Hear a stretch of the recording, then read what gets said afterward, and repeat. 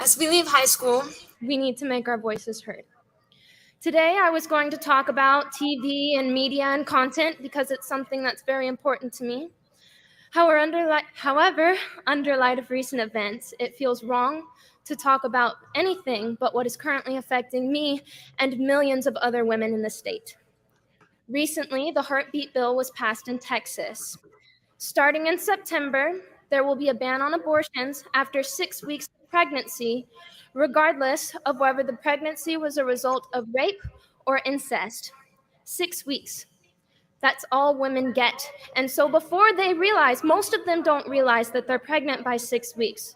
So before they have a chance to decide if they are emotionally, physically, and financially stable enough to carry out a full-term pregnancy, before they have the chance to decide if they can take on the responsibility of bringing another human being into the world, that decision is made for them by a stranger.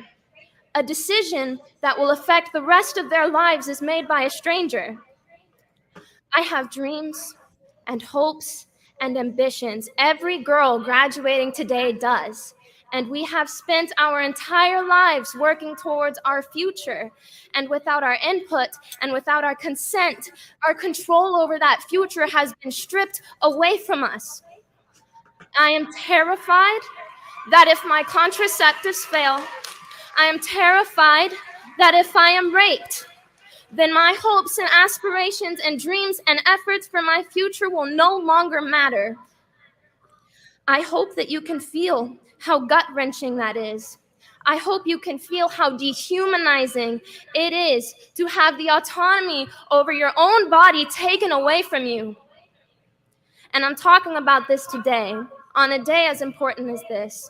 On a day honoring 12 years of hard academic work, on a day where we are all gathered together, on a day where you are most inclined to listen to a voice like mine, a woman's voice, to tell you that this is a problem, and it's a problem that cannot wait. And I cannot give up this platform to promote complacency and peace when there is a war on my body and a war on my rights. A war on the rights of your mothers, a war on the rights of your sisters, a war on the rights of your daughters. We cannot stay silent. Thank you. All right. My name is Ben Burgess. This is Give Them an Argument. Later in the episode, we're going to be speaking to Jamie Lombardi. She is a philosophy professor at Bergen County Community College in New Jersey. And we're going to be talking about kind of the theoretical side of the argument that was just made in a really, passionate, direct human way in that video. The argument that's made by people like Judith Jarvis Thomson and Margaret Olivia Little. So we will be getting into all of that later in the episode. But meanwhile, I want to transition a little bit between the two by watching our good friend, the other Ben Shapiro, trying to explain why, in his view, women who are pregnant, shouldn't have the, control over their bodies that we would normally expect everybody to have all the time. Game goes like this. At which point should you be able to kill this baby? Okay, we're going to play a game called When Should You Be Able to Kill This Baby? Because I've been told by people like Hillary Clinton that you're able to kill this baby all the way up to the very end, right? 32 to 30 weeks. Right? And that's when the baby is fully formed. It can be born alive. It is a fully formed human being. I've watched 2 of them come out of my wife. These are human beings. These are not balls of tissue. These are not clusters of cells. And I'm sick of being told that it's just an abortion. I don't like the euphemisms. It's not a termination of a pregnancy. It's a termination of a human life.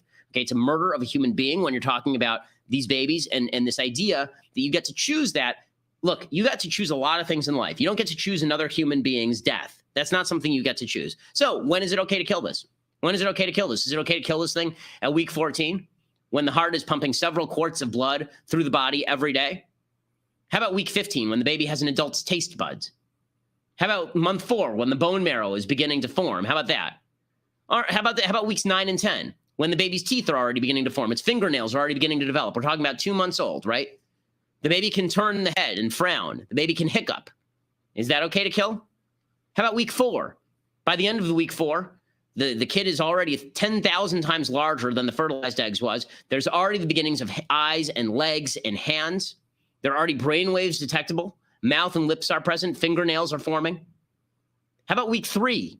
By the end of the 3rd week, the kid's backbone and spinal column and nervous system are forming. The liver and kidneys and intestines are beginning to take shape. How about day 22? The heart's already beating with the child's blood, which may be of a different blood type than the mother. So where in here exactly do you think it's okay to murder that kid because you have a personal convenience issue? All right. I should say I'm joined as always by our producer, Forrest, and I know that he's dying to tell a wet-ass P-word joke here. Actually, I have the, I don't know. I ended up just clipping the part of the show where he said that. Okay, well, we'll watch that in just a second. Yeah, but no, but the joke, of course, being that, you know, I doubt he watched his wife give birth to both of those kids. Sure. So, yeah, I mean, I think that obviously doing a little bit of Tiny Ben here as, to little necessary relief after the intensity of that valedictorian's speech, which it's, it's incredible and it's very good, though also very surprising that she got that far, without being cut off. But there's a pretty heroic story where I guess they had approved her original valedictorian speech right before this bill was passed, and then she obviously tore it up and gave this really impassioned speech kind of on the fly, I think, on super short notice, and like not knowing whether they were going to send security or like, you know what I mean, like or try to get her off the stage or however they would try to handle that, which they wouldn't necessarily because she's the valedictorian, but still, like it wasn't like an approval. There are high schools that cut off people's mics and stuff in circumstances all the time. I think that that was a really good way to start the episode to kind of get that direct human way of framing it before going into all of the intricacies of the arguments, which we're going to do just a little bit of now and a lot more of later in the episode when Jamie joins us. But I think thinking about this, right, there are two distinct issues. One of them is the one that Tiny Ben is talking about, which is about fetal personhood, and the other one is about bodily autonomy. And oftentimes, even people who are pro-choice will, they sort of respond more to arguments about one of these than the other, and they'll sort of say the other one is really just a sort of diversion, or it's not really the main point. I would argue that both of them are fairly important because if you do believe that a fetus at the time of abortion is a fully fledged person, then maybe you have a dilemma. You have a right to life on the one hand and a right to control your own body on the other. We will explore that territory again when Jamie comes on. But if you don't even have anything that could be remotely described as a person, that dilemma doesn't even come up. And certainly at 6 weeks, the idea that dilemma has come up at all. I mean, regardless of which you think wins, in that clash, and we can have that. I obviously have very clear views on that. I'm on team bodily autonomy, but we can have that discussion. But regardless of what you think about that, clearly at 6 weeks, it's not a issue. The fetus is a very, very, very long time away from having anything like a functioning brain that would be capable of having, even once you start to have a nervous system, actually processing anything as perceptions, feelings, anything, right? Any sort of mental activity at all that would make something a person, or even a sentient animal. So on that on that question, the fetal personhood question, this is the kind of argument that you often get made, of course, in a particularly strident and ridiculous way, by Tiny Ben, since as is his way. And in the course of making this argument, he's going through all these different stages of fetal development, most of which, by the way, don't even on the face of them have anything to do with any sort of like real moral question, right? I mean, like having like hair or fingernails, if all your hair and fingernails fall off, that doesn't affect your moral rights in any way. It doesn't even seem to. But the main thing he's trying to do is he's trying to blur the line and say, hey, look at all this ambiguity. Where do you draw the line? Where does fetal personhood start? If you want to say, oh, this isn't a person yet, well, does it start here? Does it start here? Does it start here?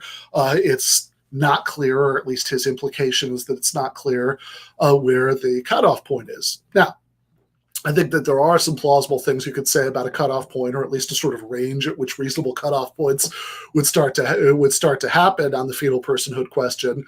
But put that to one side, assume that he's right, that it really is that ambiguous, concluding from this, as he seems to want to, that a fetus is a person from the moment of conception, or that a fetus is a person, say, by 6 weeks when this Texas heartbeat law kicks in, is ridiculous. And it's ridiculous in a way that we can see by looking at the two heads that you see on the screen right now.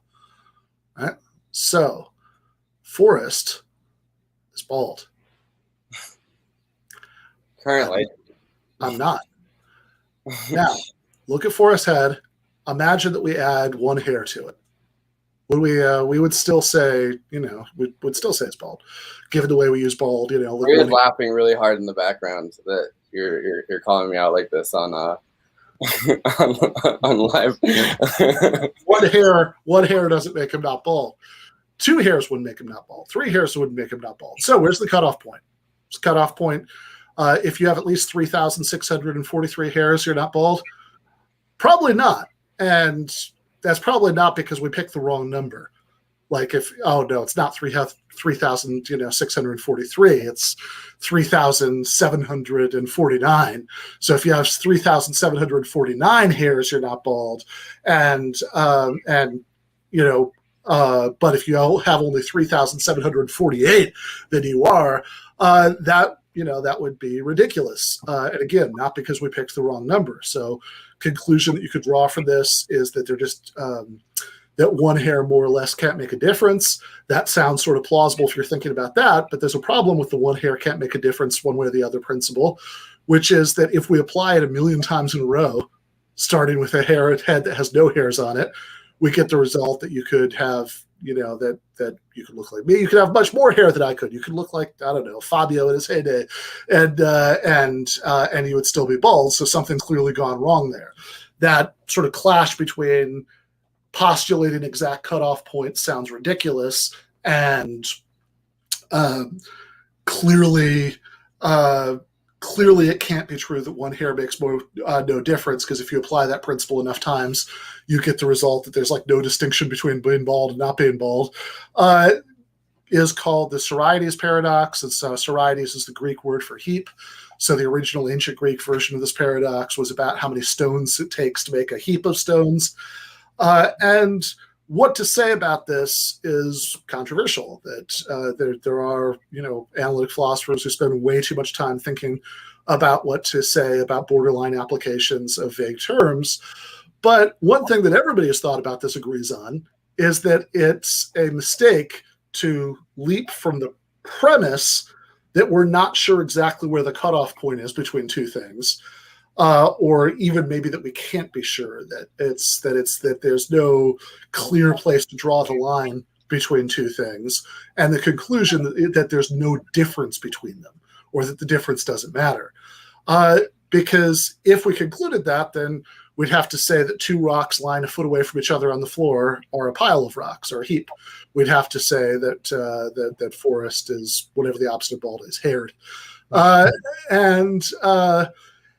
And that's exactly the reasoning that Tiny Ben is using to conclude that 6-week-old fetuses must be people, or really that, that personhood begins at the moment of conception, is what he's saying. And to see why this is ridiculous, notice that you could just run his exact argument in the other direction. You could say, look, is a 2-month-old fetus that doesn't even have a working brain yet, is that a person? Is a 2-week-old fetus that doesn't even have this or that physical development yet, is that a person? And then you could say, well, therefore, since clearly it's not a person, like when it's a day-old, zygote, then therefore it must not be a person as a baby who's already been delivered. If you can see what's wrong with that, you should also be able to see what's wrong with what he's saying here. And that doesn't even get us into the bodily autonomy issue, which honestly I think is the heart of the issue from my perspective. Like what's so like kind of deeply morally offensive, what's being captured in that valedictorian speech about why it's so disturbing for the state to get involved in decisions about pregnancy, which is something. The one time that I think conservatives like Ben give the state that leeway. I feel like, you know what I mean? Like it's constantly, government needs to be smaller. Government needs to be smaller. They shouldn't have that, control over you. That you have your own autonomy. And then on this issue, because it's such a searing hot cultural issue and a religious issue and whatever else, like all of a sudden, all of those principles about like, oh, the government can't tell you what to do with your body, like go out the window. Yeah, I mean, like Grover Norquist, the guy who got all those Republican politicians to sign that pledge saying they would never increase taxes under any circumstances, no matter what, famously said that he once got, he doesn't want to destroy government, but he wants it to be small enough that you could drown it in the bathtub. But it's like, okay, I don't know what Grover's position is on reproductive autonomy, but but certainly for many of the Republicans who signed his pledges. So we want government that's small enough to drown in a bathtub, but also still somehow large enough to enter into what's going on, like literally inside somebody's body.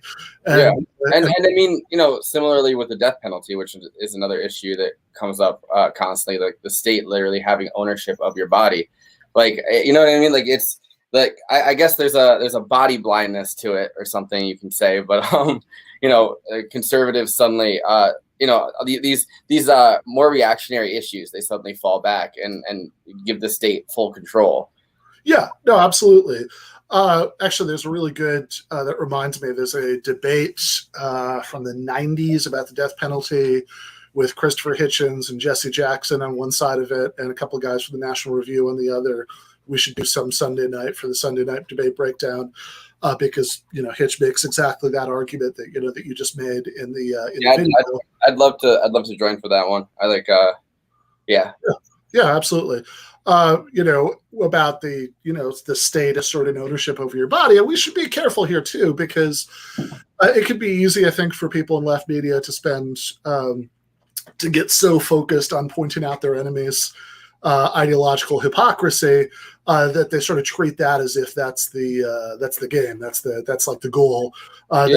And I think that that's a mistake for a couple of reasons. One of which is that, like, oftentimes when we correctly point out that they're inconsistent about something, there's the worry, it's like, okay, are we just being equally inconsistent but in the opposite direction? That like if they say this about that, but they don't say it about the other thing, it's like, okay, well, what are our positions and do they line up? But in this case, I think they do, because I think that the core of any kind of socialist project about human emancipation is about freedom from domination. That's the that, like, when Marx and Engels say in the Communist Manifesto that the free development of each is the condition of the free development of all, that's the kind of freedom they're talking about, that small R Republican theory of freedom we talked about last year with Alex Gurevich and Matt Karp.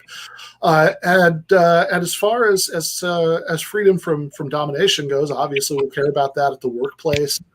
We care about that, in terms of the prevention of economic inequality that can, leave some people vulnerable to unreasonable domination by others in order to make a living. But we damn for sure care about it in the context of what goes on inside your body. I mean, if you don't at least have that, right, you don't have much as far as freedom from domination goes. And and I think that sometimes some people on the left are way too eager to cede that kind of thing to libertarians, to say, okay, well, maybe they're the ones who care about your ownership of yourself, like all these basic rights of individuals. We care about this other stuff like equality and compassion and that kind of justice. But that's way too quick. I think that if you don't even have, if we want to give everybody more control over their lives, economically and otherwise, then again, how much control over your life do you have if you aren't even autonomous in what goes on in your body? And we can make a distinction, like the Marxist philosopher G.A. Cohen has this great example about the eyeball lottery. Imagine that some future science fiction dystopia, we got really, really good at curing blindness by transplanting eyeballs from the eye sockets of sighted people to the eye sockets of blind people. And so in order to make sure that everybody had at least one working eyeball, there was a lottery like the Vietnam era draft lottery, and the unlucky winners had to have one of their eyeballs forcibly taken out and transplanted. And there's a sort of case that you can make for that about fairness, but there's also presumably, we'd still all be against that because we can make a distinction between the sort of libertarian claim, which is that you have a right to every single dollar in your bank account, and the claim that you have a right to, your eyeballs. You have a right to control what goes on, in your womb. Like those sorts of rights are things that we care about. And if we want this wider sphere of autonomy, for damn sure we need to at least start with that. But enough about Ben Shapiro. We've wasted enough time on this right-wing crank. Let's talk about Jordan Peterson. So it's there we go. Yeah. All right. We're at day 19 on the lobster clock for people who don't know what we're talking about. This is 19 days ago. Jordan Peterson tweeted out a review of my book, Canceling Comedians While the World Burns, a critique of the contemporary left. And I don't actually know if he read the review or he just read the tweet about the review. That could really go either way. I am 100% certain that he did not read the book. If you want to know what the reaction is of a conservative who actually did read the book, you can check out some of the angrier reviews on the Amazon page. So I think that we might actually have a screen grab of. I didn't find that one. Hold on. All right, no problem. So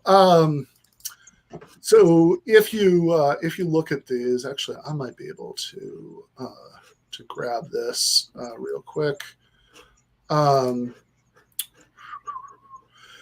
But if you look at some of those 1 and 2 star reviews, you find people who got excited by the phrase "a critique of the contemporary left" in the title, and then we're shocked and horrified that this wasn't like Dave Rubin's critique of the contemporary left, that it was the opposite of that. They're like, oh my God, Ben thinks that the police are racist, and he's critical of Antifa, but he doesn't admit that it's actually worse than the fascists, and et cetera, et cetera, et cetera, et cetera. Because of course the spirit in which the book is written is the spirit of what our late brother Michael Brooks said on one of the first episodes of the Jacobin Weekend show last year, when he had a great line about how saying that somebody who's criticizing the left is against the left is ridiculous, especially if the whole purpose of the criticism is that they want the left to win. And he said that's like saying that a basketball coach who makes his team do drills is against the team. But in any case, The specific reason, even beyond that I'm sure that Jordan Peterson didn't read the book, is there are about 3 pages that are about him, and they're not complimentary. So he tweeted out this review, and he said, here we go, only the best of the left can save us from the worst of the left, and the clock keeps ticking. In response to this, I posted the screen grabs of the pages from the book that are about him, pointed out that as much as I appreciate the compliment, he might be surprised to learn that he has some pretty profound differences with me, but I would be more than happy to discuss those differences at a time and place of his choosing, online or off. And oddly enough, it's been 19 days and he hasn't responded to this, which I'm very confused by, because if he's going to talk to anybody on the left, it should be the best of the left, which you can see right there. He says, I'm the best of the left. So I don't know if he's going to have a discussion with somebody about these differences. You'd think it would, you'd think it'd be the best of the left, but somehow or another, 19 days have gone by and he hasn't responded. Maybe he forgot. So, if you have an opportunity to remind him, go ahead and do that. But the particular reason that I find all this funny is that he has had various other reasons in the past. He debated Zizek, but otherwise he has had various reasons in the past for not being willing to talk to anybody on the left. And I got to say, in Zizek's case, I kind of think that part of the reason is that he probably didn't quite realize how bad that was going to be for him. That he says that I don't think that he. I think maybe he saw some Zizek videos. He was like, okay, here's this guy with this strong accent and a lot of kind of eccentric mannerisms, and he's into continental philosophy and Lacanian psychoanalysis. I don't take him very seriously, and I don't think he's going to say anything that's going to make me look too bad.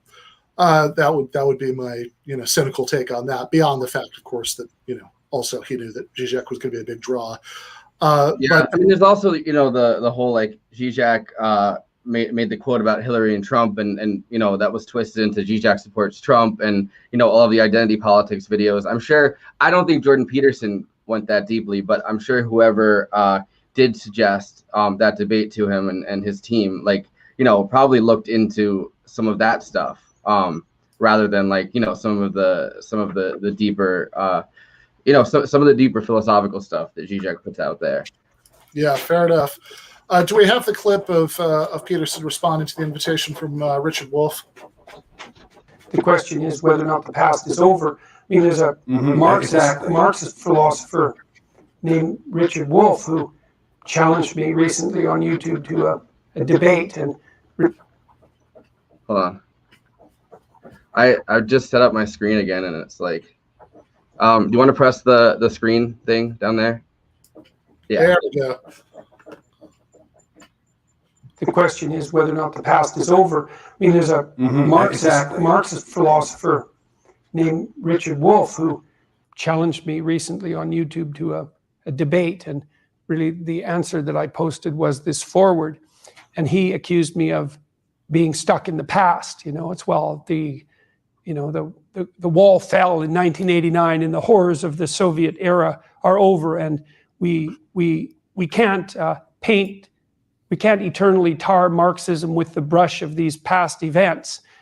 As if these events are over, or as if 50 years is sufficient time to forget about the corpses. But that's his idea, and to me, it's the same idea that you might put forward if you were a neo-Nazi, by saying that, all that happened back in 1945. The fundamental doctrine was sound, and we can't allow our judgment about these eternal truths manifested in the National Socialist doctrine to be forever tainted by some unfortunate historical events.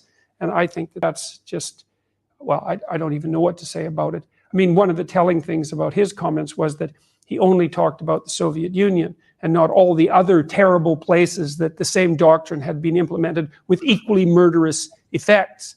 And so that was quite the argument by evasion. But what I tried to... Yeah.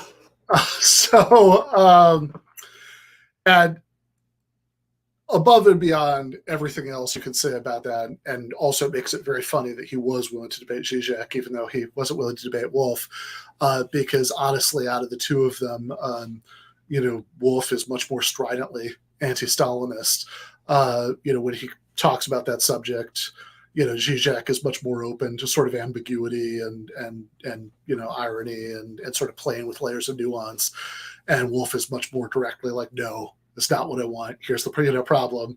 But the other reason that I find that funny, beyond the inconsistency about who he's willing to talk to, is notice in that clip, Peterson says that he wouldn't talk to someone like Richard Wolff, even though Richard Wolff is like unambiguously anti-Stalinist, even though Richard Wolff talks about the importance of democracy all the time.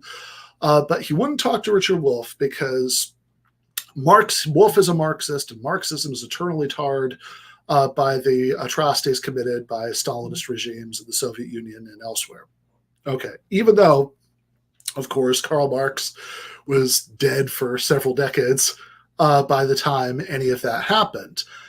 But notice that Peterson does not apply these same standards to other philosophers whose ideas were taken up by authoritarian regimes, most obviously. So two examples are he cites Nietzsche all the time. He obviously doesn't agree with Nietzsche about some important topics, but he cites Nietzsche in a very positive way. He seems to think Nietzsche has some very real insights, and the Nazis, were pretty into Nietzsche, and it's a similar kind of historical gap. But also, he's really into Martin Heidegger. In fact, very into Martin Heidegger. If you notice, and if you read 12 Rules for Life, throughout that book, Peterson capitalizes the B at the beginning of the word being, which is a Heidegger tribute, because Heidegger's concept of Dasein, usually translated as being, like the title of his most famous book, Being and Nothingness, that gets capitalized. So be and being gets capitalized for Jordan Peterson. And unlike, Karl Marx, who didn't praise or support any dictators who were alive at the time that he was, who never liked any head of state enough to send him so much as a friendly telegram, except the democratically elected Abraham Lincoln, who he liked for anti-slavery reasons, whose explicit model of a post-revolutionary government was the ultra-democratic Paris Commune. Heidegger was a member of the Nazi Party. And that takes us to the preview, which is the last thing we're going to do before Jamie comes on, for the patron bonus episode for this week. So I am in the preview. I'm speaking to our friend, the philosopher Eket Erkin. He's been on before for Sunday Night Debate Breakdown. He was on when we were breaking down Matt Taibbi's debate with RJ Esco about Herbert Marcuse. And he's back here once again to talk about Marcuse, because Herbert Marcuse is, of course, a heterodox but Marxist thinker. One of the main figures in the Frankfurt School, was Martin Heidegger's student in the late 20s and very early 30s. And in 1947, Heidegger and Marcuse are corresponding about Heidegger's role during the Third Reich, and it's a pretty amazing exchange. So over the course of the rest of the episode, we break down the content and talk about it, but we're just going to play the part here where Eket and I actually read aloud the letters. Well, let's get into this. So the first of these letters is from Marcuse to Heidegger. It's dated August 28th, 1947. Here you can read Heidegger. I'll read Marcuse. You'll notice I stuck you with the Nazis. So Dear Mr. Heidegger, I have thought for a long time about what you told me during my visit to Tottenberg, and I would like to write you about it quite openly. You told me that you had fully disassociated yourself from the Nazi regime as of 1934. That in your lectures you made extremely critical remarks, and that you were observed by the Gestapo. I will not doubt your word. But the fact remains that in 1933 you identified yourself so strongly with the regime that today, in the eyes of many, you are considered as one of its strongest intellectual proponents. Your own speeches, writings, and treatises for this period are proof thereof.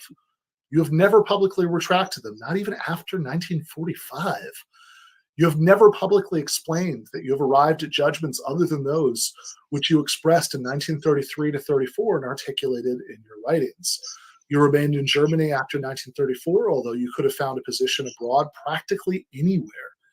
You never publicly denounced any of the actions or ideologies of the regime. Because of those circumstances, you are still today identified with the Nazi regime.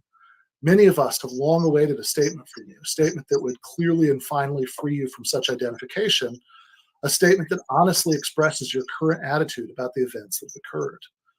But you have never uttered such a statement, at least as it has never emerged beyond your private sphere. I, and very many others, have admired you as a philosopher. From you we have learned an infinite amount. But we cannot make a separation between Heidegger the philosopher and Heidegger the man, for it contradicts your own philosophy. A philosopher can be deceived regarding political matters, in which case he will openly acknowledge his error. But he cannot be deceived about a regime that has killed millions of Jews merely because they are Jews, that made terror into an everyday phenomenon, and that turned everything that pertains to the ideas of spirit, freedom, and truth into its bloody opposite. A regime that in every respect imaginable was the deadly caricature of the Western tradition that you yourself so forcefully explicated and justified. And if that regime was not the caricature of that tradition, but its actual culmination, in this case, too, there could be no deception, for then you would have to indict and disavow this entire tradition. Is this really the way you would like to be remembered in the history of ideas? Every attempt to combat this cosmic misunderstanding founders on the generally shared resistance to taking seriously a Nazi ideologue. Common sense, also among intellectuals, which bears witness to such resistance, refuses to view you as a philosopher because philosophy and Nazism are irreconcilable. In this conviction, common sense is justified. Once again, you and we could only combat the identification of your person and your work with Nazism, and thereby the dissolution of your philosophy, if you make a public avowal of your changed views. This week, I'll send off a package to you. My friends have strongly recommended against it and have accused me of helping a man who identified with a regime that sent millions of my co-religionists to the gas chamber. In order to forestall misunderstandings, I would like to observe that I was not only an anti-Nazi because I was a Jew, but also would have been one from the very beginning on political, social, and intellectual grounds, even if I had been 100% Aryan. Nothing can counter this argument. I excuse myself in the eyes of my own conscience by saying that I'm sending a package to a man from whom I learned philosophy from 1928 to 1932. I am myself aware that this is a poor excuse. The philosopher of 1933 to 34 cannot be completely different from the one prior to 1933.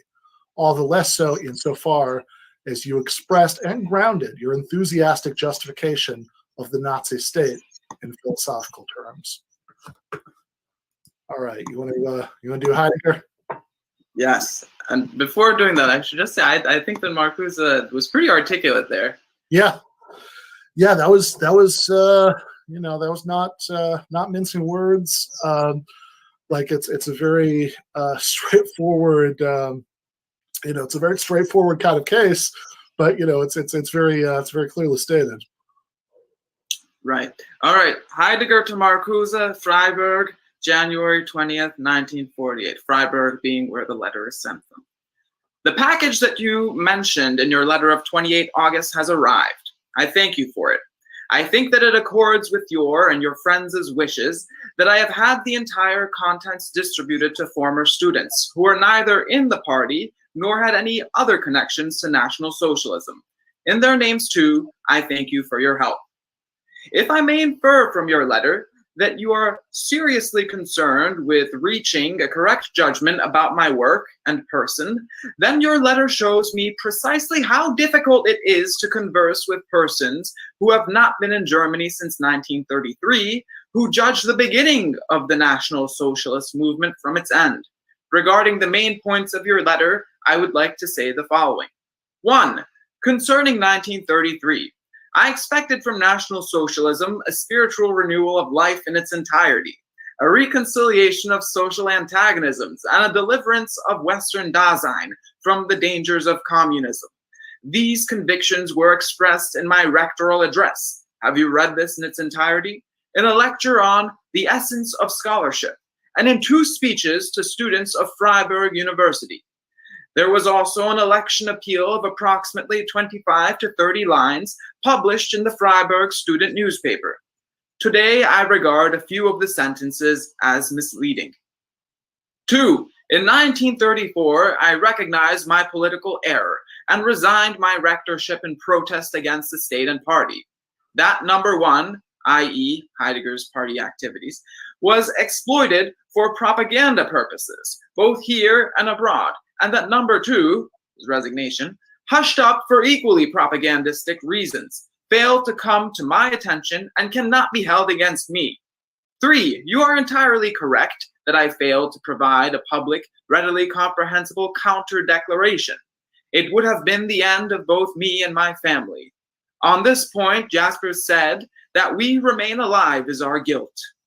4. In my lectures and courses from 1933 to 1944, I incorporated a standpoint that was so unequivocal that among those who were my students, none fell victim to Nazi ideology. My works from this period, if they are ever published, will testify to this fact. 5. An avowal after 1945 was for me impossible.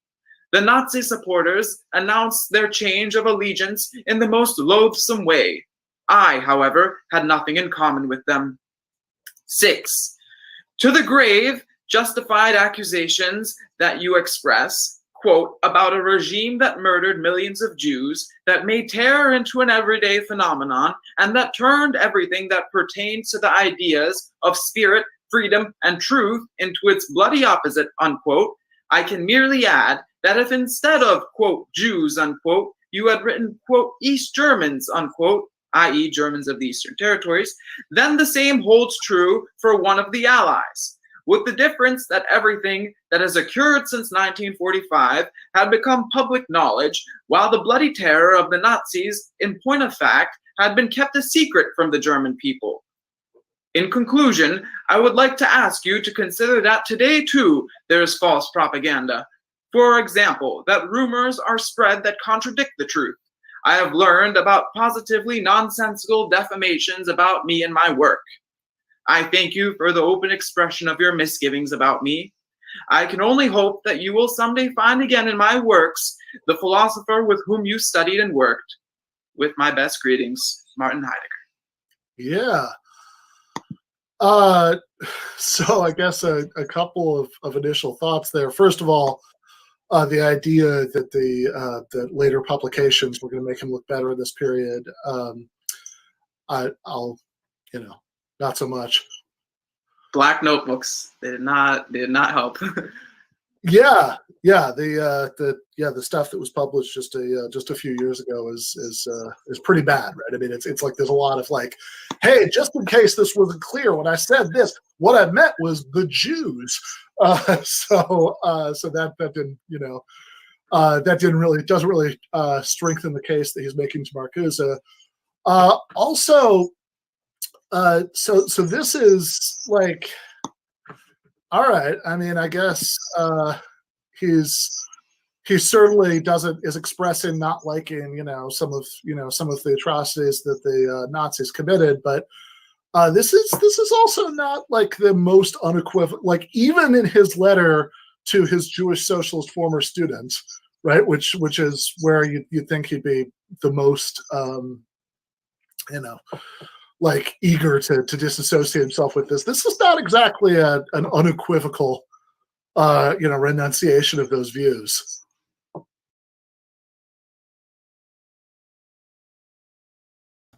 All right, so you can watch the rest of the discussion with Ekin, where we read Marcuse's letter back to Heidegger, and we go over the whole thing and kind of analyze the many strange things that Heidegger says in that letter in the bonus episode that is dropping for patrons on Thursday.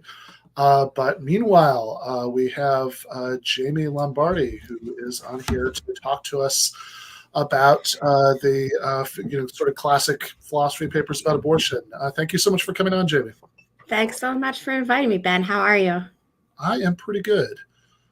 Awesome. All right. So, sorry, I was seeing there's a video that was flashing onto the screen, and I wasn't quite sure what was going on there. But yeah. So this. I'm excited about this. Let's start off with the one that's the case for the opposition. So if anybody who's ever taken like an introductory ethics class, if this is a topic that was covered, this is probably the pro-life paper that they read. It's Why Abortion is Immoral by Don Marquis. So what's the case that like this is supposed to be the kind of best articulation of the case for the opposition here. Why does Don Marquis think that abortion is immoral?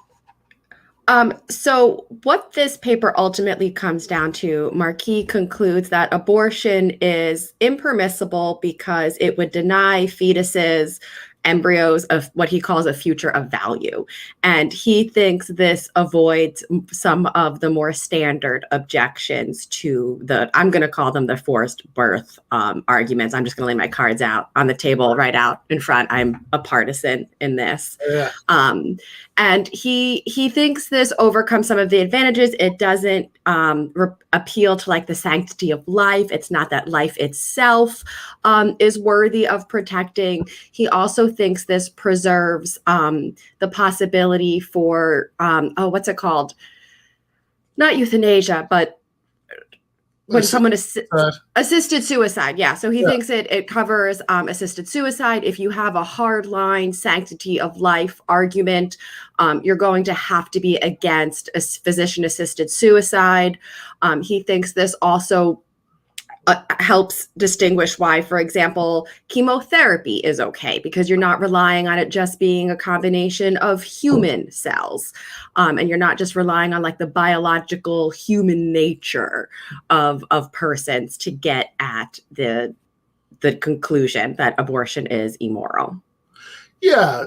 So the reason this is, I mean, obviously, we both find it ultimately pretty unconvincing, but this is the reason this is maybe the best of the lot, is that very often arguments for forced birth take the form of saying that fetus, a human fetus is a human life, and human life has innate value, which Marquis kind of goes through some of this ground in the first part of the paper.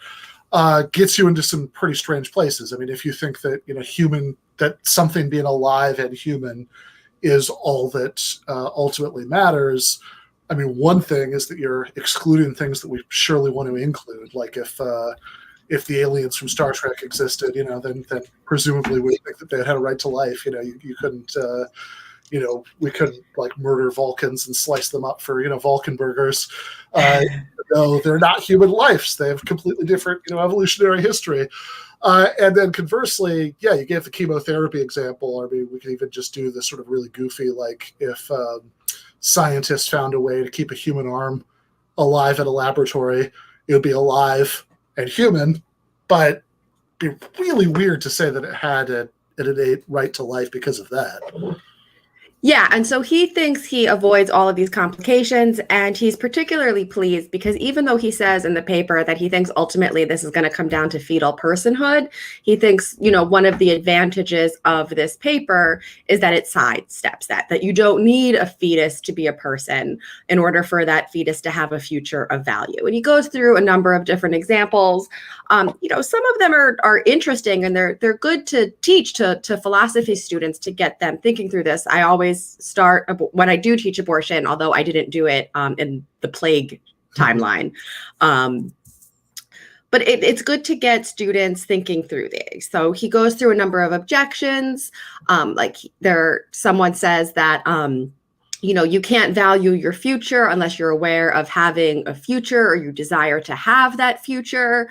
And he says, well, that's ridiculous. We understand, why when people are sleeping, they aren't actively desiring their future, and yet it would still be impermissible to murder them. And perhaps his most compelling counter argument to this is he uses the example of someone who is experiencing suicidal ideation. And he says, this is a person who clearly does not desire their own future, but it would still be impermissible to kill them.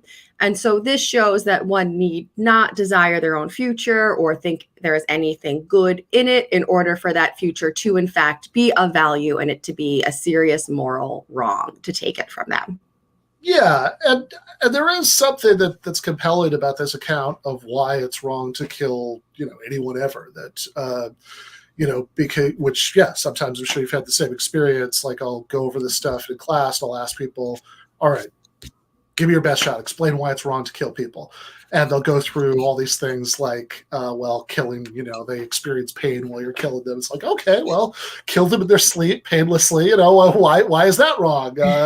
And I said, well, the people who are left behind will be very sad. It's like, okay, I mean, are we allowed to kill friendless orphans? That doesn't seem okay.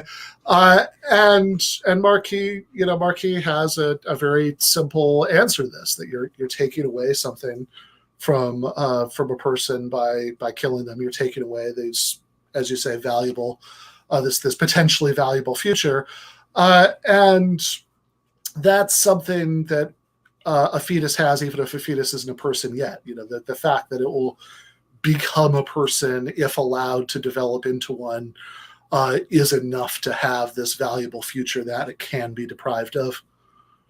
Yeah, and so he thinks that is like the tractable moral characteristic that obtains when we have fetuses, and therefore any entity that has a future of value, it would be wrong to kill because you're denying them this future of value. Fetuses have a future of value, therefore killing fetuses is wrong. And he goes through some of the different theories of what makes killing wrong. He goes through the desire account and the discontinuation account. And then I always like to draw my students' attention to this because he dismisses the desire account, and he says the discontinuation account looks more promising as an account of the wrongness of killing, but it doesn't justify an anti-abortion ethic. And this is a really good example of like one philosopher's modus ponens is another philosopher's modus ponens, because maybe then what we need to reject is the anti-abortion ethic if this account doesn't hold up. But Marquis does not. He does not consider that. Yeah, just to make sure everybody gets the joke. So modus ponens is when you say if A then B, A therefore B. Modus tollens is when you say if A then B, not B. So not A, which, so he's saying, well, this would be, I wouldn't get to have the anti-abortion ethic if I had to have, if I went to this other idea, and you'd say, oh, okay, so, there's another way of resolving this. Yeah. The other, I will say another thing that always bothered me about this paper. I mean, I don't think, and we'll get to when we start talking about Thomson, I don't think it's even the most important thing that's wrong with it. But there's the point where he sort of considers the objection that you don't even have to be a fertilized egg to have a valuable future. You could just be a sperm egg pair, right? That hasn't met yet. So this is the part of the paper that's really weird, because he wants to say that his future value doesn't preclude the possibility of using contraception. But it's sort of arbitrary the way that he tries to thread this needle, where he's like, well, you can't just pick one sperm. And so clearly that can't be it. And, you know, you can't just have an egg in the absence of a sperm. And so therefore, you know, contraception is still moral. But he does this really weird threading of the needle here where I don't think he's meeting his own standards. Yeah, because he says, you know, correctly that, well, okay, if the sperm egg pair that hasn't yet come into contact has a right to, you know, like that, it would be wrong to deprive this of a valuable future, then we've got, you know, now I don't know what the numbers are. We've got 1 million, you know, candidates, you know, that have potentially valuable futures. And that just seems like, yeah, right. I mean, if all that matters is having, like, it seems like you sort of have to pick, right? Either just having at least the potential to have a valuable future is enough, in which case, yeah, all 1 million of them have this right, or there's some sort of antecedent thing that you need. There's some sort of status that you have to have, like there's something that has to be presently true of you to have moral status, in which case, and then like the issue of whether you're being deprived of something only arises if you have that thing. And if we're going with the second option, then yeah, we can avoid saying that all 1 million of these pairs have the thing, but then like, why do fertilized eggs have it? Why not wait till you have, you know, working brains or something like that?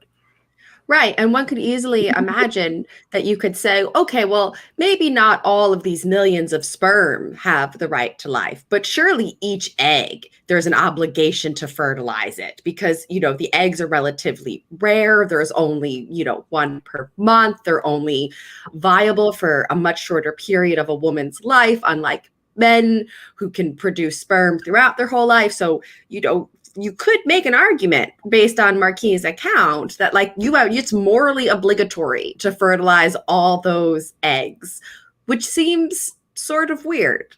It does. And I mean, I think we can even sharpen it and say, all right, maybe we don't have a duty to fertilize them all, but at the very, you know, like, I mean, it would be a little bit like, okay, even with people, there's, you know, unfortunately, in my view, controversy about whether you have a moral obligation to make sure that people have the things that they need in order to have a valuable future. But at the very least, we would all agree that it'd be very wrong to do things on purpose, specifically to deprive people of food, for example, so that they won't have a future. And so if you're using contraception, you're doing something to deprive the ovum of the possibility of having this valuable future. You're doing it specifically to prevent that possibility. So if we think having the potential for a valuable future is enough to have moral rights, you know, why isn't that wrong? Yeah. All right. Yeah. And these are so these two things that, like, okay, so there's the desire account, his explanation for why you shouldn't go with that seems a little you know, backwards, at least depending on your initial intuitions about this case.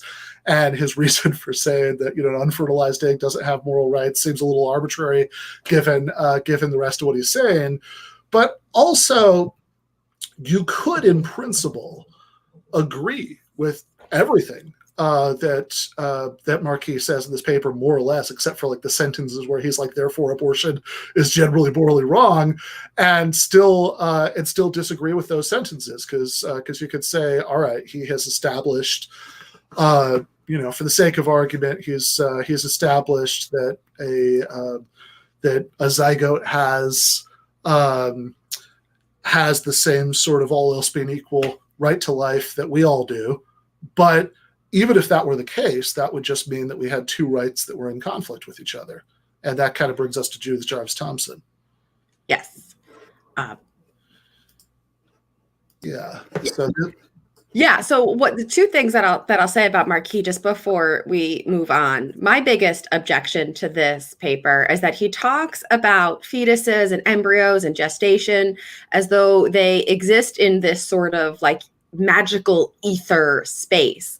And there is no acknowledgement whatsoever anywhere that these fetuses are residing in another person's body. There's no acknowledgement of that. There's no acknowledgement of the person who is pregnant's future of value and how pregnancy can impact that at all. And right in the very beginning of the paper, he says, I'm going to set aside the hard cases of rape and incest, and I'm not going to touch on that.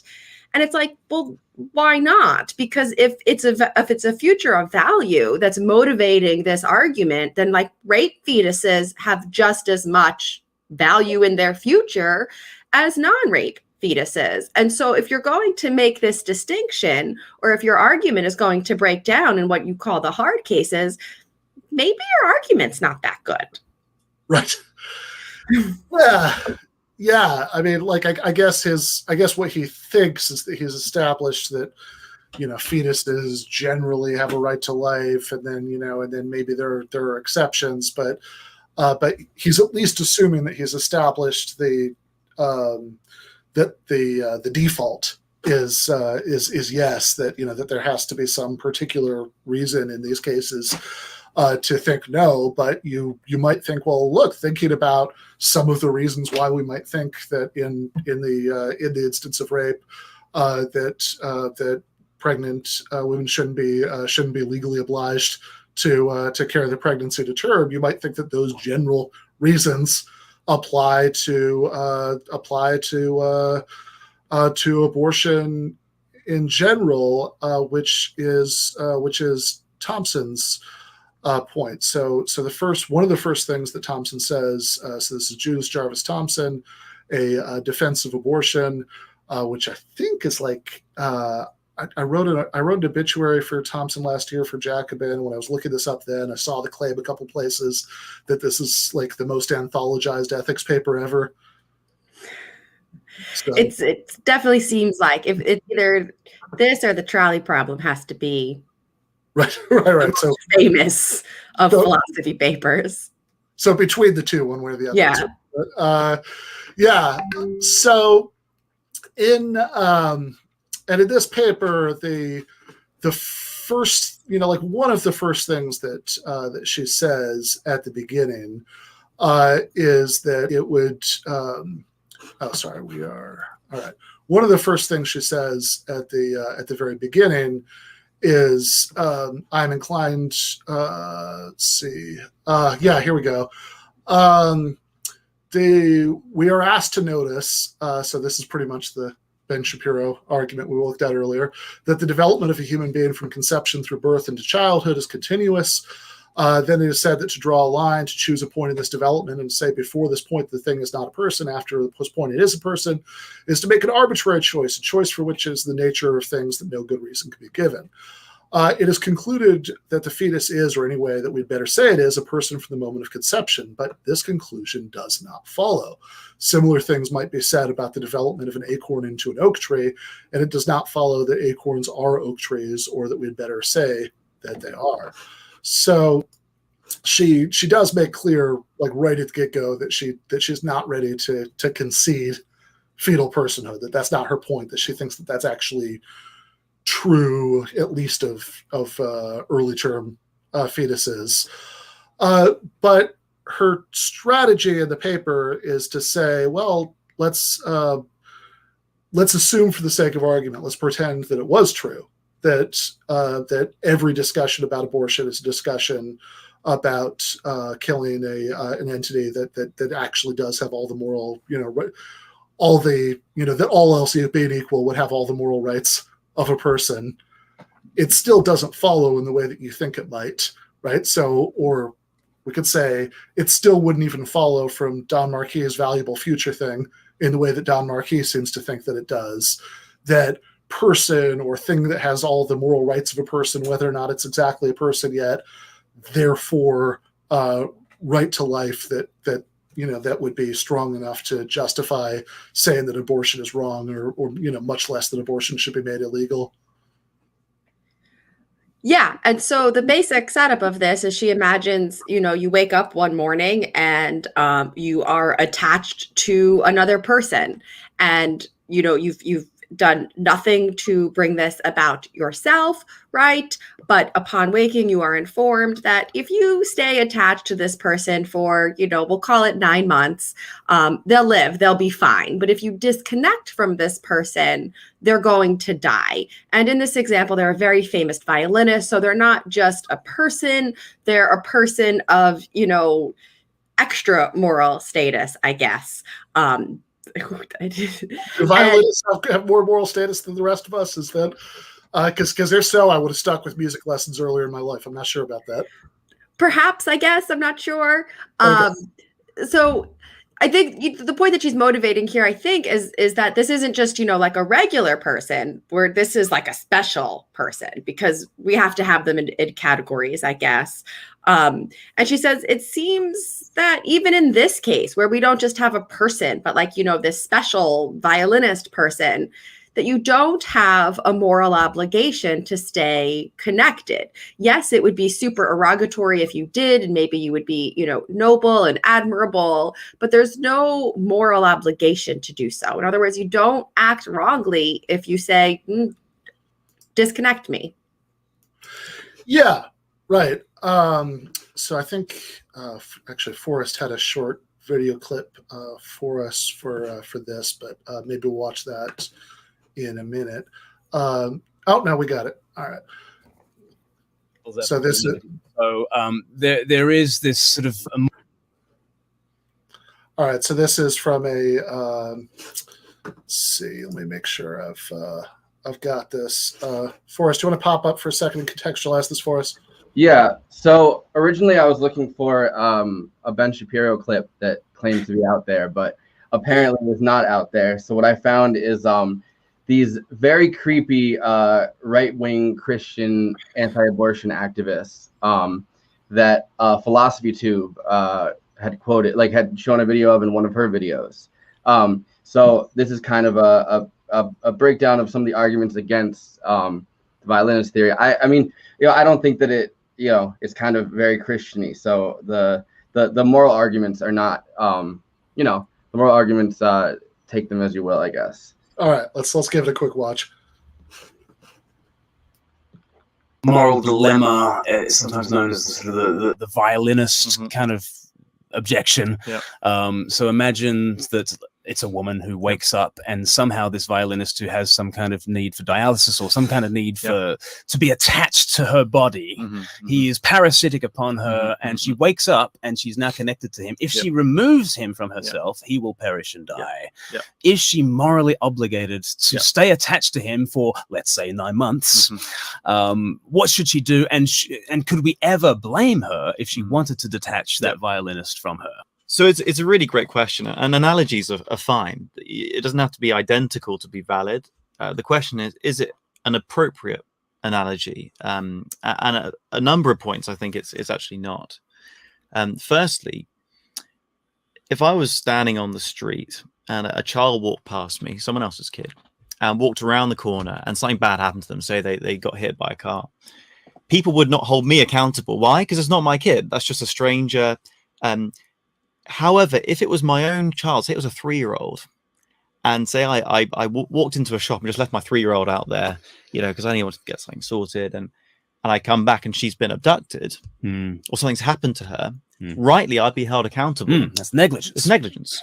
But it's negligence because it's my own child. And we all intuitively know, and there's a legal distinction between your obligations to your own child, your offspring, and your obligations to a stranger. And one way in which this analogy breaks down is, I don't know how people's sort of biology is, but this isn't where babies come from. They aren't randomly strapped to you overnight. They're your offspring. And that leads me on to, I guess, a second point, that there's a difference in relationship. Your own child, you have certain obligations, a duty of care, and we've established already that it's a living human being. They're already your child. You have a duty of care. But that leads on to another point, which is, where do babies come from? They don't come out of thin air. And yes, there is the very difficult and thankfully, at least in this country, very rare comparatively case of rape, where it is not the product of Very rare. consensual sex, but the overwhelming majority is the product of consensual sex. That's where babies come from. And so it's not like this thing is just strapped to you against your will. Nothing you did to make that a possibility or a likelihood. Babies come from sex. And so it is a baby is a natural consequence of sex, which is overwhelmingly consensual in the cases which lead to abortion in this country. Yeah, well, thank God rape is so rare that that's not like a major concern in this discussion.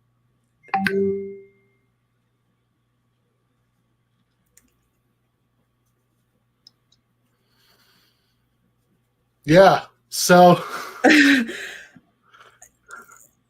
yeah, I'm always amazed at the way men can so cavalierly sort of dismiss the reality of rape. And its implications, and I should be used to it now, but I'm still shocked at how little men seem to understand reproductive anatomy and how it actually works, and how much moral entitlement they want to grant to embryos and fertilized eggs, despite the fact that human fertilization is actually a wildly inefficient process that fails to pass nature's own test the overwhelming majority of the time. In fact, it was the 2004 Council on Bioethics, I believe Michael Sandel was a part of it. They found 60 to 80% of all fertilized eggs spontaneously abort for reasons they don't understand. And of those that go on to implant, a full third of them will miscarry for reasons we don't understand. And so it's just absolutely wild to me, this move toward limiting abortion and insisting on this duty of care, when the odds are, one, pregnancy is terribly inefficient and likely not to last on its own terms. And so, and particularly on a religious ground, because if this is a religious argument, your God's got it set up that most of these fertilized eggs aren't going to make it. So it's... Yeah. Which I guess going back to the Don Marquis point about how it's, there are a million, contestants if it's sperm egg combinations. If the point of that is to say, well, it's very unlikely that in any given case you can have a valuable future anyway, you could make the same point here. I'd also say, just literally on the point about it being your own kid, that I would think that most of the idea that we have that there's a special obligation to your particular children isn't purely biological, right? In other words, I would be much more upset, at the idea of somebody letting their adopted child run into traffic than them not doing something to care for a for a child who was theirs, but they had never had any contact with, who was put up for adoption, who they had no emotional relationship with whatsoever. And even specifically the violinist case, I mean, if we adjust it to say that the violinist you've been kidnapped and hooked up to is your long lost child, I don't know if that budges my intuitions about the case. Yeah, and so Margaret Olivia Little, who has still my favorite paper on abortion, makes a distinction. She uses this not analogy. She uses this example that she comes up with to make a distinction between what she calls social fathers and biological fathers, to sort of test these notions. And just as you said here, we have different conceptions based on what people owe to one another by virtue of the relationships that they are in. And so if somebody gives up their right to a child at birth or before birth, and that child comes to need, say, a blood transfusion or a kidney or something, and the biological father is contacted and refuses, we might think, not great, but okay. But if the social father, who's been raising this child and acting as his father and showing up for baseball games or piano recitals or whatever, refuses to do so, we see that as a much more serious moral failing. And what she wants to draw our attention to here is that we can't get clear about the ethics of abortion if we treat abortion or we treat pregnancy as though it's a relationship that has already been entered, instead of a negotiation about whether or not you want to enter this relationship. And this person, I don't know who his name is, and don't tell me because I don't want to waste brain cells on it, but he's conflating all sorts of things here. When, you know, he talks about where babies come from, I wonder what sort of sex ed he must have had growing up, because the preponderance of sex that people have is not procreative sex. And what you're consenting to in a sex act is to, you know, hopefully enjoy yourself with your partner, not to get pregnant. And as Little says in her paper, that this sort of consent is not transferable. If I consent to sleep with someone, if I consent, you know, to, you know, enjoy them for this period of time, they can't sort of transfer their consent to their offspring to now like take up residence in my body. Yeah, right. So this is the so this last paper we're talking about, abortion, intimacy, and the duty to gestate, takes up exactly the objection that's being raised in the, you know, I don't know. I mean, I could be totally wrong about this, but the vibe that I get is that probably no sex ed, that was probably homeschooling. But in any case, that the person in the video that we just watched is raising that, oh, well, look, you know, this is the reason that I mean, I don't think it's exactly an analogy anyway. I think the point of the violinist argument is a example to test a principle that, you know, that the right to life allegedly outweighs, you know, bodily autonomy. But, you know, he thinks it's an analogy that the analogy doesn't hold, because even if in that case, the right to bodily autonomy and control what happens in your body outweighs the other person's right to life, that's totally different, because the pregnant woman is not pregnant because of anything analogous to being kidnapped and hooked up to a violinist, except in these super rare rape cases, because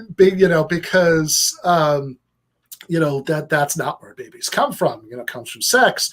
And he doesn't quite spell out the argument, but the implied argument seems to be the one that you were just indicating, that consent to sex equals consent to pregnancy, that it's the equivalent of walking into the lobby of a hospital and saying, I'm ready, find me a violinist and hook me up.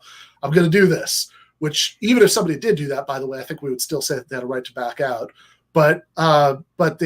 So one problem that you're bringing up, that Little brings up in this paper, is that the party is wrong. I mean, like you're saying, like that you're consenting to have sex with person one, and saying that you're willing to, again, assuming for the sake of argument that a fetus is a person, that you're willing to let person two live in your body. I mean, like it's weird to think that consent to one transfers to consent to the other. Yeah, it doesn't make any sense. And Little also talks about how just because you know certain activities come with risks doesn't mean you're committed to a certain course of action should those risks be realized. So, for example, you know, he uses the example of a 3-year-old getting kidnapped, and I'm going to set aside moral luck entirely for the time being. Maybe if later we'll come back to it if it seems to be relevant. But tweak his example a little bit, and imagine you're driving a car, which we know is, you know, the leading cause of death for people between the age of like 5 to 29. It's the 8th leading cause of death overall for all age groups. But let's say you're driving your car one day and, you know, you're doing everything you're supposed to, but, you know, it's rainy or whatever. You spin out on oil. You've taken all the necessary precautions you could, but life being what it is, disaster happens. And you happen to strike a child who ran out into the street after their ball, right? We'll borrow Nagel's example. And, you know, this child is, you know, you've injured this child in such a way that they are in need of a lung, right? And it just so happens you, the driver of the car, are a perfect genetic match to donate a lung to this child. It doesn't seem like you are morally obligated to give your lung to this child, despite the fact that you are directly responsible for why this child is in need of your organ. And so it seems suspect to me that people with wombs, by virtue of having wombs, come to have fewer rights to their own organs upon being born than they did prior. It just doesn't make any sense. Yeah, so the title of the paper is Abortion, Intimacy, and the Duty to Gestate. And that last part, kind of gives you a sense of the specific twist on the debate in this paper. That, even with Thomson, you could make, I think you could extend the argument in different ways to make some of these points that, if you're moving to, if you're regularly, having consensual sex or slightly increase your prospects of pregnancy, but if you move to the Society of Music Lovers in Thomson's paper that kidnaps you, if Society of Music Lovers kidnappings are a common social problem, and you knowingly move from a neighborhood with very low Society of Music Lovers activity to one where it's a bigger problem, and you do that knowing that you're slightly increasing your risk of being kidnapped, but you don't do it because you want to be kidnapped, then I don't think we would normally say that you're therefore consenting to be kidnapped and hooked up to the violinist. But the issue that Little really wants to zero in on here is specifically that it's, okay, we can talk about bodily autonomy in general, and you shouldn't have to give up your lung, whatever, but that when people are being denied the right to decide whether or not to remain pregnant, there's this very specific thing that they're being asked to do, which is share their body with another for the sake of argument, person. It's what's being asked is a duty to gestate, this new life. Yeah, and I think very often what's missing in these debates surrounding abortion is what Little is trying to get at, which is that pregnancy is a tremendously intimate, vulnerable thing that changes your whole life. And without taking that into account, without taking fetal geography, without talking about this fundamental enmeshment, you really can't get clear about what's at stake. She's got this really, sort of funny line that it makes me laugh every time I read it, where she blames this all on John Locke. And she says, we keep coming to these debates trying to solve it as though it's based on property, which fundamentally takes for granted that you have two distinct entities. But you don't in the case of abortion or pregnancy. You have two entities that are relying on one metabolic system, one cardiovascular system, one endocrine system. And that's a lot. Yeah, right. This is every, there's some great stuff in this paper, which is, she's going into it. I read it on your recommendation last year, I want to say, that I had, every time I taught this topic, I'd just done the first two papers that we talked about. But you mentioned it to me when I was on your podcast a long time ago, and then I asked for the link again because of a debate that I was doing about abortion last year. And in it, she goes into all this detail about the sort of extreme intimacy of what somebody is being forced to do if they're being forced to remain, pregnant. That they're that every that you're being forced to do this thing where every breath you take is oxygenating, the blood of another, of another developing being. So this is a really extreme, we can. We can talk about, exactly what the limits of, bodily autonomy are. If you're, if we decided it's okay, we're not going to spend a year inside again. So, if necessary, we'll hold you down and, stick the syringe of J&J into your veins. That would be some degree of violation of bodily autonomy, but this is a really extreme violation of bodily autonomy when you're saying that somebody has a duty to gestate. Yeah, and that's what comes out of this. If you argue that abortion is immoral, then the people who are capable of getting pregnant, should they find themselves in that circumstance, have a moral obligation to gestate. And that just seems sort of wild, especially when you take into consideration the risks that are associated with pregnancy. For example, right? I'm going to read this. I don't have this stored in my memory. One study in the British Journal of Obstetrics and Gynecology reported that anywhere from 87 to 94% of women will endure some type of complication from childbirth, with 31% of them experiencing complications beyond 6 months postpartum. Another study found that as many as 45% of women will experience complications affecting their pelvic floor, resulting in incontinence to severe pain to severe disability. Additionally, up to 15% of women will suffer postpartum depression after giving birth, which accounts for 12.75% of all psychiatric admissions for women during the postpartum period.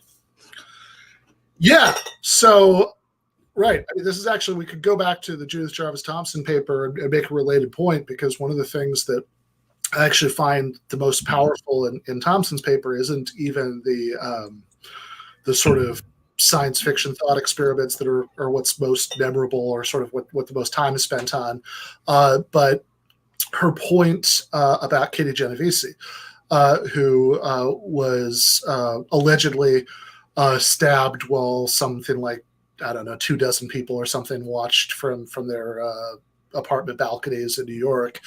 I think that's in the time since Thomson's paper was written, this was debunked, but this was like a widely believed urban legend that all these people watched this happening at the time. And she makes the point that none of those people would have actually been legally liable for doing that. You know, that they're, you know, that even just like picking up a phone and calling 911 is more than we than we typically legally require people to do to save the life of another person.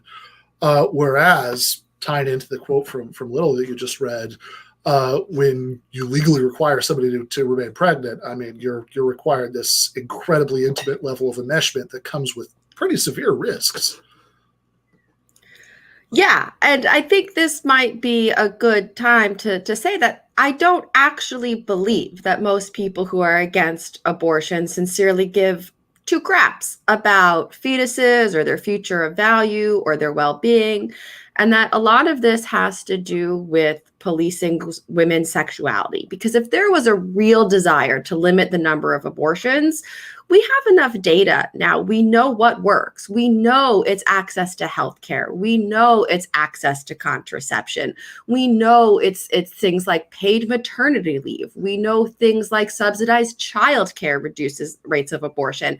And in the same places like Mississippi, where you have these, these abortion bans or these fetal cardiac activity bills, as Jennifer Gunter suggests they be called instead of heartbeat bills, they're doing the opposite of that. They have abstinence-only sex education. They did not expand the ACA. They have some of the highest rates of teen pregnancy.